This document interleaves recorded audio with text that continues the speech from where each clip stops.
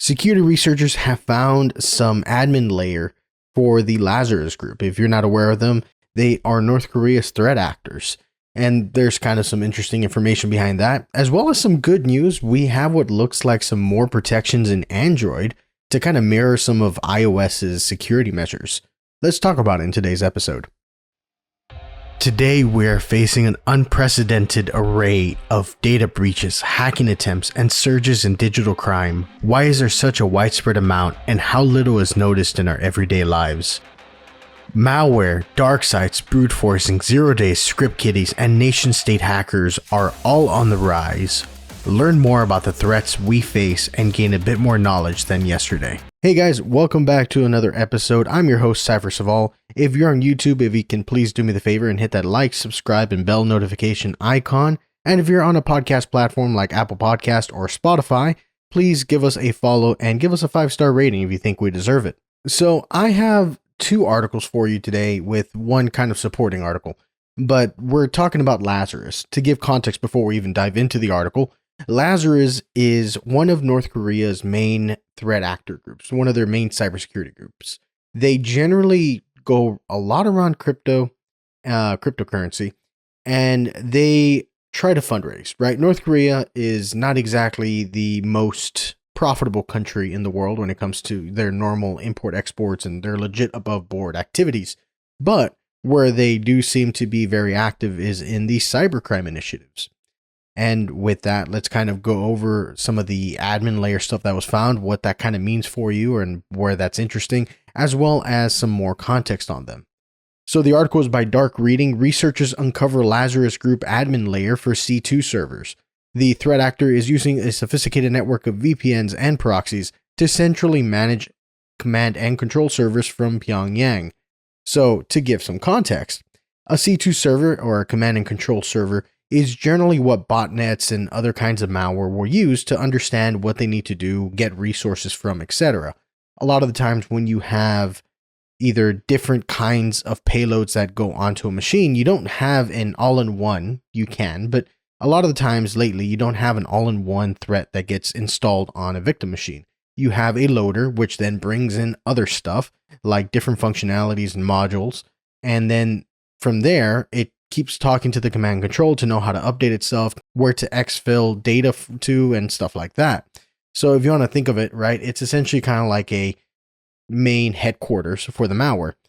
An infection can look something like you install the loader. The loader then reaches out, determines what modules it wants to install, and how it can kind of obfuscate its behavior.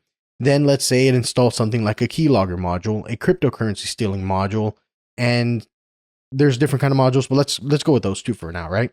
So the keylogger module gets installed, and that starts kind of listening to all your keystrokes and trying to look for passwords and stuff. And then the stealer will look for your cryptocurrency wallets, any kind of cookies or pasted stuff in your paste bin or your paste environment, I guess, from control, copy and paste, right? And it'll then grab those and then it'll exfiltrate it or send it up to the command and control server, which is how they get your data. I'm bringing it up because the researchers found the admin layer, or kind of the control of the command and control servers for the threat actor. Going on and into the article. An ongoing investigation into recent attacks by North Korea's Lazarus Group on cryptocurrency entities and software developers worldwide has uncovered a hidden administrative layer that the threat actor has been using to centrally manage the campaign's command and control infrastructure, its C2 infrastructure. The investigation by researchers at Security Scorecard showed Lazarus using the newly discovered infrastructure to maintain direct oversight over compromised systems, control payload delivery on them, and efficiently manage exfiltrated data. Significantly, the threat actor is using the same web-based admin platform in other campaigns, including one involving the impersonation of IT workers the security vendor found. So the significance of this, right? They've essentially uncovered the brains behind the C2 infrastructure, right? Every botnet, a lot of malware, there's always a C2 infrastructure that has to be there because you need some kind of control. Granted, you have stuff like worms that their whole thing is just spread and destroy. But a lot of things, especially the more recent sophisticated attacks, have some kind of C2 infrastructure. think ransomware, right? The ransomware has to talk to somewhere to let them know an infection has occurred, and then to, be able to communicate for decryption and payment and stuff like that. And the commands can get sent for, decrypting or etc. or destroying data or exfilling certain kind of data. We've been seeing that more with ransomware. Not that Lazarus, right now we're talking about ransomware, they're much more in the cryptocurrency game, but to give kind of the context there. Now, elaborate operational security. Though the threat actor has implemented elaborate operational security measures to try and evade attribution, Security Scorecard said it was able to tie the campaign and infrastructure to North Korea with a high degree of confidence. Anytime you're talking about cybersecurity or the cyber world, attribution is a major thing among threat actors, because when you attribute an attack, you're essentially saying, hey, we have a high degree of confidence that this threat actor did it. And that's significant, right? Because if you think about it, what country wants to take fault for some cyber attack, which is ultimately a crime? What country wants to willfully take that blame? So they want to make it look like some other country is the one doing an attack. Of course, North Korea would want either China or Russia or Brazil or one of the other countries that have different cyber operations. Not too sure about Brazil's cyber threats, but we usually talk about Russia and China a lot. But what if we could make their threat actors be the ones to take the fall for North Korea? So that's kind of what happens, is you don't want, or threat actors don't want, the attribution to go to them. Why? Because what country wants to say, yeah, we hacked you, sorry. It's just better to kind of stay in the shadows for a lot of this stuff. The analysis makes it evident that Lazarus was orchestrating a global operation targeting the cryptocurrency industry and developers worldwide, Security Scorecard said in a report this week. The campaigns resulted in hundreds of victims downloading and executing the payloads, while in the background the exfiltrated data was being siphoned back to Pyongyang. Again, when we're talking about different campaigns and specifically what Lazarus likes to do, is they tend to have a lot of stealers, right? Because North Korea doesn't have a very robust trade infrastructure with other countries, they're not exactly the most above board legitimate kind of, country. Because of that, they do a lot of cybercrime to try to fund their operations, fund their missile programs, etc. And cryptocurrency just so happens to be the kind of money that you don't need to pass through something like a central bank. Cryptocurrency by itself is decentralized, right? And the beautiful part about that for everyday people is it's harder to censor, it's easier to exchange, there's less kind of bureaucracy around it. But the really beneficial part for cyber criminals is it's distributed, there's no one to control it, and it's, somewhat easy to steal if you know how. And that's what we're seeing threat actors like Lazarus doing. They're stealing money. Now, Security Scorecard discovered Phantom Circuit, the name by which it is tracking Lazarus Group's newly discovered admin layer, while conducting follow-up investigations involving Operation 99, a malicious campaign that it recently uncovered targeting the cryptocurrency industry and developers globally. So here's where I'm going to kind of pause this article for a second. We'll come back in a minute. There is an article by Security Scorecard actually talking about Operation 99, which is something I thought was really cool, and I thought you guys would kind of benefit from getting that context. Now, Operation 99, according to the Security Scorecard article called Operation 99, North Korea's Cyber Assault on Software Developers, you have essentially the Lazarus Group not only trying to do stealers, or info stealers and different malware, but they're also trying to kind of do some social engineering by taking advantage of developers and kind of the trust and just kind of the position that developers find themselves in. So on January 9th, the Security Scorecard Strike Team uncovered Operation 99, a cyber attack by the Lazarus Group, North Korea's state-sponsored hacking unit. The campaign targets software developers looking for freelance Web3 and cryptocurrency work. If you thought fake job offers from the group's Operation Dream Job campaign were bad, this latest move is a masterclass in deception, sophistication, and malicious intent. So, I'm not too familiar with Operation Dream Job. There's always a million things happening, and it's hard to keep up with everything, which is why I'm here talking about it.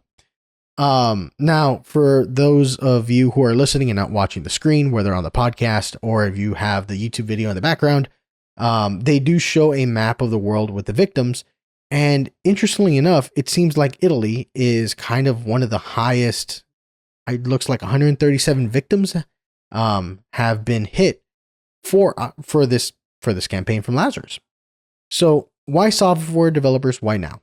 I will kind of sum up what happened for you. I won't go through the article so we can switch back to the other one. But Operation 99 is essentially a way to have Web3 cryptocurrency developers download a malicious open source repository. And that open source repository is what actually has the malicious payload that connects to the command and control servers, downloads malware, and does really nasty stuff to the developers. Now, for those of you who are listening who maybe you're analysts, maybe you're just curious about cybersecurity, maybe you just like listening to this kind of stuff and you have a completely different job, doesn't matter. The importance of it is developers tend to have a lot of trust when it comes to software. And what I mean by that is developers will go to GitHub and GitLab and other repositories, and they will download a piece of code because it can help them do something complicated. When you start thinking about time zone libraries, when you start thinking about file manipulation, when you start thinking about stuff like rendering maps or anything, you get into some really complicated stuff. And sometimes it's just better to download something that's already been tried, tested, and bug checked, right? If you're very used to writing, say, code for data pipelines, and all of a sudden you need to go write this Solidity thing, which is one of the Web3 frameworks that runs off Ethereum, then you may not know. So you start to download a bunch of different things and a bunch of different packets, and that's where they're kind of taking advantage of this. There is in software the idea of a supply chain attack. And just like in the real world, whenever you affect supply chain, you kind of affect everything down the line. So if you can have a developer who's maintaining this obscure library that maybe everyone downloads but no one really understands, and there's a lot of them, or a library that's very niche or very useful, or a wrapper, there's a million different kinds of libraries that get installed. If you can get that one developer who has that one library that's used everywhere, and he's probably been writing it in his free time, he or she has been writing in their free time, and they get infected, and you have a bunch of kind of things that come with that. In a supply chain attack, because they get infected, if that gets released, then anyone who's installed gets infected, and you can kind of see where that goes down, right? So now a company that hasn't been hacked because they have a software that's been backdoored, and that software got backdoored because of a library that got maliciously exploited unintentionally, you now have access to a huge amount of victims. Now, I'm talking about this because the Lazarus Group seems to be kind of going in that direction. Now, part of this is that they're trying to steal crypto from the Web3 developers, but they have a foothold in what eventually could be a pivot to supply chain attacks. And I find that just very concerning. Now, there's some funny things, like the C2 servers are hosted by Stark Industries, LLC, which if there's any Marvel fans, Stark Industries. But the one thing I found kind of cool and interesting is they're using heavily obfuscated Python scripts. I find that interesting because Python is still not a super ubiquitous language. It's much more ubiquitous than it was, say, 5 years ago, 10 years ago, especially with everyone using it as kind of like their first language in university, which I have my own opinions on. I did several years of C before I ever moved on to other different kinds of language, and I kind of like that method, but hey, everyone to their own. So they're using obfuscated Python scripts, which essentially means you have a Python program that has a bunch of jumbled up wording and other stuff, so you can't tell what it's doing right away. And they tend to do some really cool dynamically adjusting of the malware. All this to kind of say that not only are they trying to be elusive, not only are they stealing cryptocurrency from just people who are into crypto, but they're also trying to hit the developers. And when you try to hit the developers, that's where the damage could be amplified greatly. Again, because you're looking at supply chain attacks, you're looking at what kind of information do they have, where are they, and stuff like that. Jumping back to the dark reading article that we were talking about, victims who fall for the scams are directed to clone a seemingly benign but harmful open source GitHub repository. The cloned repository connects to Lazarus Group's C2 infrastructure, which the threat actor has been using to sneak data stealing malware into the victim's environment. As part of the campaign, Lazarus Group has been inserting obfuscated backdoors into legitimate software products, including authentication apps and cryptocurrency software, and trying to trick developers into running them in their environments. Security Scorecard estimates that more than 230 victims have downloaded the malicious payloads in the North Korea threat actor's latest campaign. Again, this is where there's a bunch of red alerts, red alarms going off in my head, right? If they're doing these kinds of, they have backdoors, they're trying to get into supply chains and other apps to try to get stealers into different corporate environments, that's insane, because they're moving from a steal crypto to a try to get more than just valuable stuff, right? If you can steal things like configurations, you can look for vulnerabilities, and now you have somewhat of a 0 day, even though it's not a bug in the code, it's a problem with the infrastructure setup. You can have them steal proprietary code and other data, right? So they could make clones of legitimate softwares. And then you also have the aspect of, well, if they can steal information and other access, that's also valuable in and of itself. Now, the motivation is twofold: cryptocurrency theft and infiltration of corporate networks. Ryan Sherstobitoff, Senior Vice President of Threat Intelligence at Security Scorecard, says, more often than not, developers who fall victim to Lazarus Group lures end up executing the clone code on their corporate devices and in their work environments. The payloads are designed to exfiltrate development secrets. You have a lot of companies that are very protective of their secret sauce, of how their program is written, of how their infrastructure is set up, and for good reason, right? Sometimes the differentiation between company A and company B is that they have a better infrastructure setup.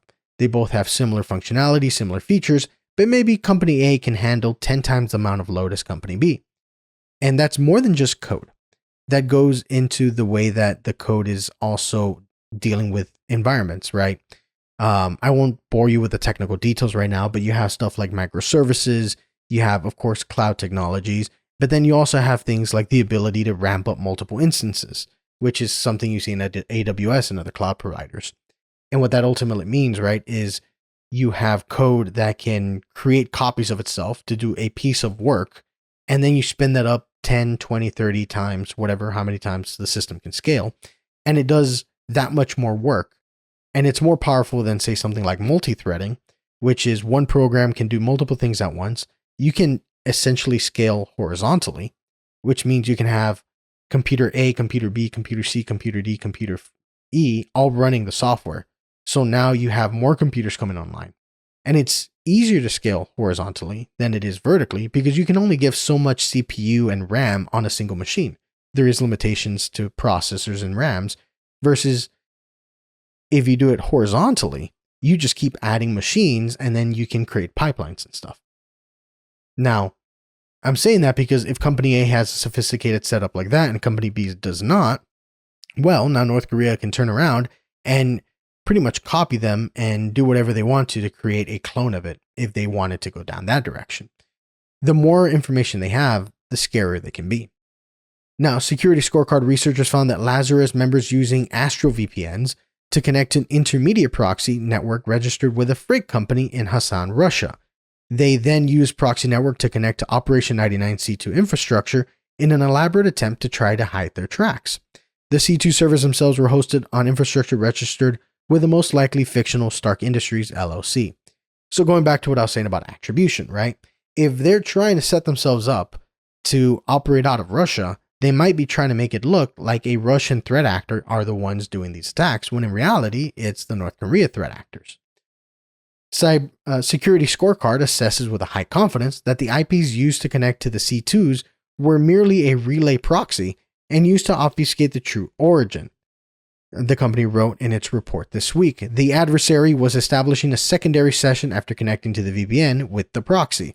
So they were using a VPN to connect to Russia, and then Russia was then using a proxy to go somewhere else, right? So you're kind of doing like a chain hopping effect. And you do this because now there's more places where you'd have to go and pull logs from and do all this other stuff. Versus you at home, if you access google.com and you're not using a VPN or a proxy or anything, Google can see the origin IP through the net traffic. And the more you do hops, the harder it is to necessarily track that. Because now they have a VPN going into this computer over here. This computer over here is then using a proxy to send a request. Now, that's different from just proxy to proxy, because a proxy, a forward proxy, will sometimes just manipulate the packet to resend it somewhere else. Now, by doing a VPN, if they're logging into another computer, they're essentially accessing a different system somewhere else. And then if they're accessing a proxy from there, then bouncing that traffic to somewhere else. Again, there's a lot of things you can do to hide your traffic. There's still ways to find it. There's time attacks and other things. But the more complications you add, the harder it is to do it without having some really high-level access or, some sophisticated access. Think governments with access to infrastructure logs and other stuff, assuming logs are even being kept. Now, Phantom Circuit is the operational network behind the scenes that leads directly back to Pyongyang, Shurstobitov says. It is also the same proxy network, he adds, that Lazarus used in another campaign where members used stolen identities to impersonate IT workers to try and secure jobs at the organizations they want to infiltrate. Again, Lazarus has been at this for a while. They're heavily known for their cryptocurrency, and they're heavily known for IT scams and ways to, just get money.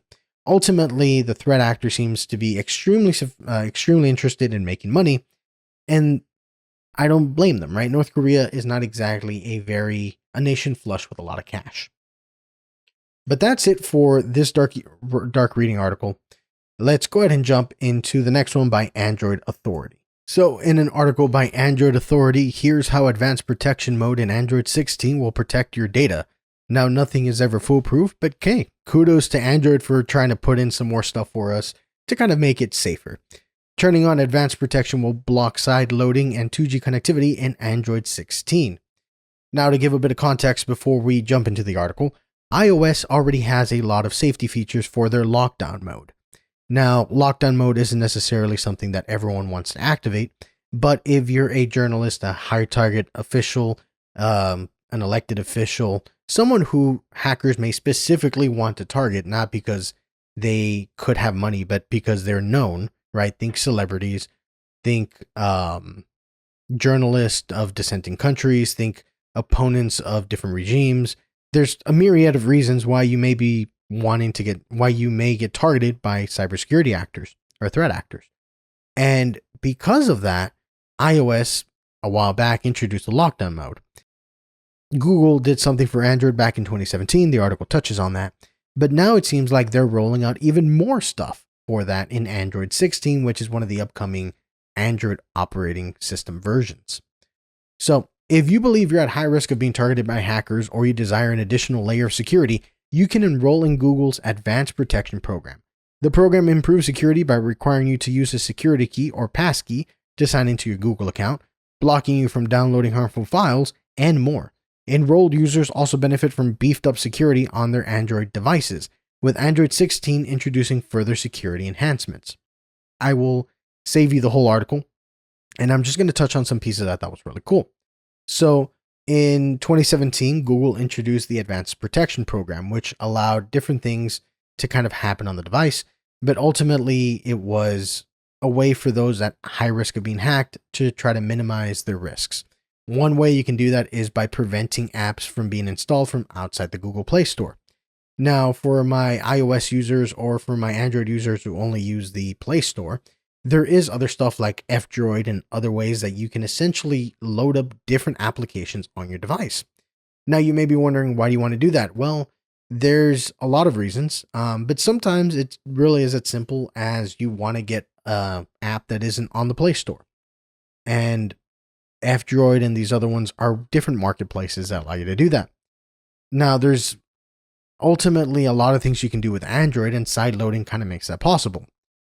But on the negative side, sideloading is also a way that threat actors have been loading up malware on unsuspected Android devices.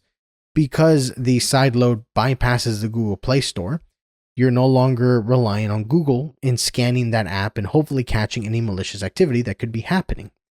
And that Android that your site, the APK or the application that you're side loading may not do what you think or may not do what you want it to do.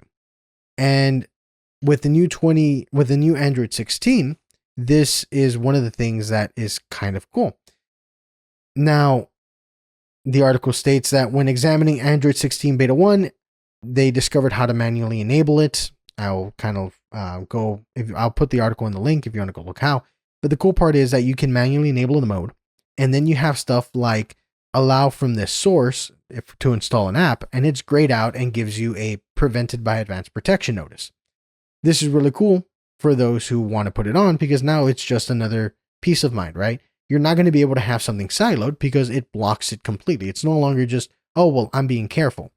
No device or no app could sideload anything either because it's been blocked by the operating system. Another cool thing is that the advanced protection mode will prevent 2G connectivity. 2G is one of the older methods of cell towers, right? So 3G, 4G, 5G. 2G is older and has been sunsetted in most places. But most devices have no need to access for a 2G network, but there is an attack, a cyber attack, where if you can trick a device to going down to a 2G network, you can essentially access the traffic. I think it's pretty much plain text. And you can intercept and monitor traffic like if it was just an open HTTP connection, as far as I remember. And the cool part is that with Android 16, it's no longer going to allow 2G connections to occur because, again, most 2Gs all over the world should be pretty much discontinued, right? I think even 3G got discontinued and everyone is mostly on 4G for North America. I'm not sure about Europe and those counterparts. And one of the other cool parts about Android 16 protection mode is something called memory tagging extension, and it essentially helps protect against memory safety bugs, which can occur and is one of the more common vulnerabilities in the Android ecosystem. Now, all this to say, the advanced protection program does have trade-offs like, potential performance impacts and a bit more clunky, right? If you're trying to sideload something, well, guess what? You can't. You're 100% relying on the Play Store, which is something that a lot of iOS users are not super happy about because they can't get certain apps or because they're locked down to the Apple ecosystem. But again, trade-offs. Now, it is important to note this. I will read this last article or this last paragraph. Google hasn't formally announced this new advanced protection mode, so its inclusion in the final Android 16 release isn't guaranteed. Given the evidence we compiled, though, we likely think it'll make it in. Blocking 2G and enabling MTE, or the memory tagging extension, are valuable enhancements, but Android's protection mode's true potential lies in the new API, which will allow apps to check enrollment status and implement further security measures. This effectively transforms the advanced protection program into a one-click solution for enhancing the security of not only your Google account, but also any participating Android apps. And here's where I find it cool. So for my developers who are listening, this is really cool because now you can check if a user is in this advanced protection mode. You know that the user who's using your app is probably being targeted, so you can do things like double checking the environment. You can do things like making sure everything's fully encrypted. You're not putting any secrets or anything out that could expose. And there's just a lot of different things you can do. But it's cool for the IT admins who are listening because now you have a more centralized location to try to lock down the device in question. I know a lot of IT admins kind of stress over devices because if the device gets compromised or lost, they could have access into the network, right? A lot of employees will have access to email. Maybe they have a VPN or something else installed that lets them access the network. I know there's a lot of devices or device policies that allow a corporation or an entity to essentially remote lock and wipe a device, but this is just another layer that makes it harder to do anything because now you'd have to physically steal the device, right? It's no longer that you sideloaded something and got access to the device that way. But guys, I thought these were cool. I wanted to bring it up with you. Ultimately, security is sometimes only as good as the person, and in other times, it's as good as the tech. Because in this place, they're kind of forcing you to do stuff to protect yourself. But again, we'll see if this comes out in Android 16. This has been your host, Cypher Saval. Thank you for tuning in, and I'll catch you in the next one.